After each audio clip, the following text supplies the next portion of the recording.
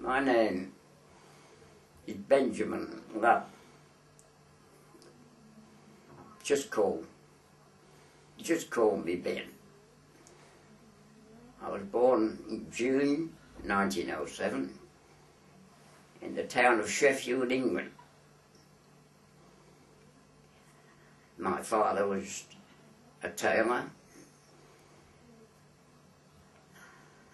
and in 1920, in December 20, we left England and came out to Australia. And then when I was 13 and a half, what we had to decide was whether I'd go to school in a new country with a new school. So my father allowed me to make my choice, and I joined him as an apprentice middle tailor. I met Jean in about 1933-34. There was no sign of engagement, marriage. It was time to go to war. Although I was 34, matter of fact, before I left Australia. I had my own little business and had to look after a sick father. I still decided, and my father agreed, that I should join up.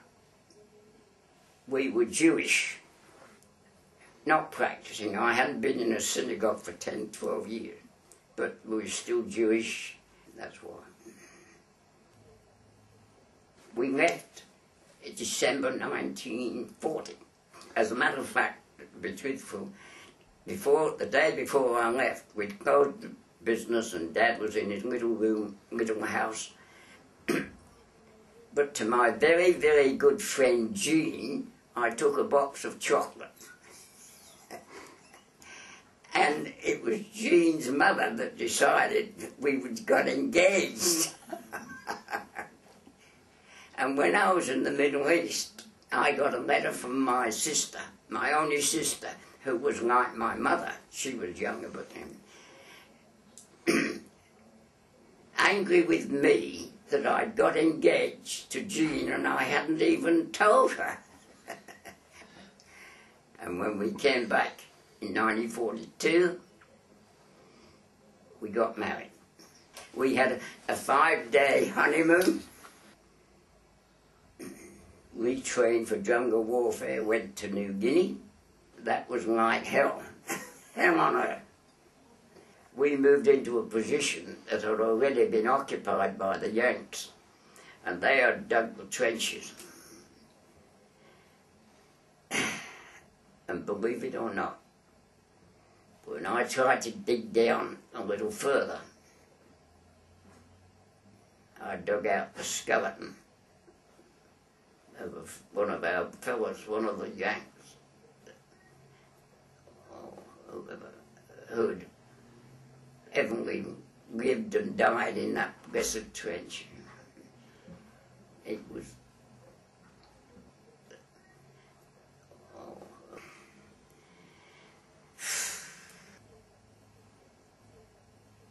Jean was a bubble of joy, and why she fell for a little old-fashioned tailor like Ben Love, I don't know. It wasn't a matter of being, you know, deeply in love, or whatever you call it. Maybe we were past that. But we just wanted to settle down together, maybe have a family.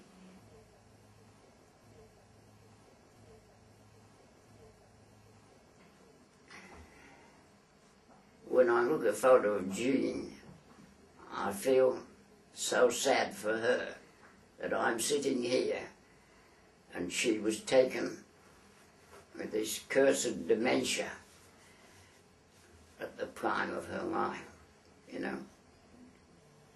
And when you have lived for 18 years with a person and you've known them for 30 years,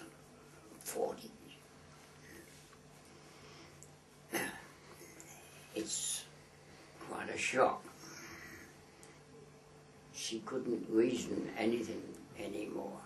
This lively, laughing, lovely woman was now needed a carer for the rest of her life.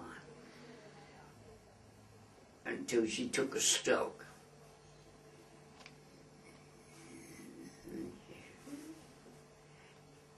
Down to Motorvale Hospital. And that's where she died. 11 years ago.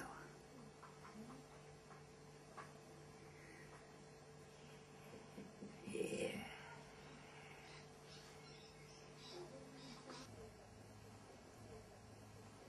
I would say to keep active, both bodily and in the brain,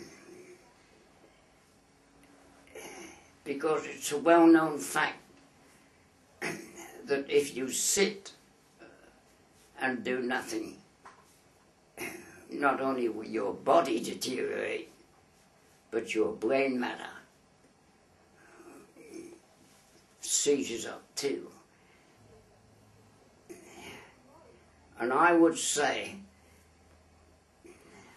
to people coming into retirement, go out there and volunteer. You can help others, but believe me, you will be helping yourself just as much. If I were a rich man, di-do-dee-do-di-do-dee-do-dee-do-dee-do-dee-do-dum. All day long I'd biddy-biddy-bum. If I was a wealthy man, I wouldn't have to work hard. Dee-do-di-do-dee-do-dee-do-dee-do-dee-do-dum. If I were a bitty-bitty rich, I-do-dee-do-die-do-dee-do man. You don't want it anymore.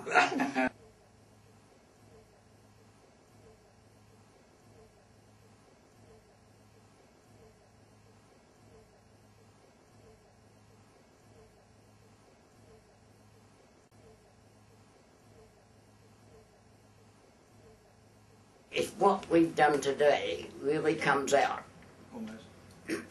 and only a few people hear it and take note, I'll be more than happy with what we've done this afternoon.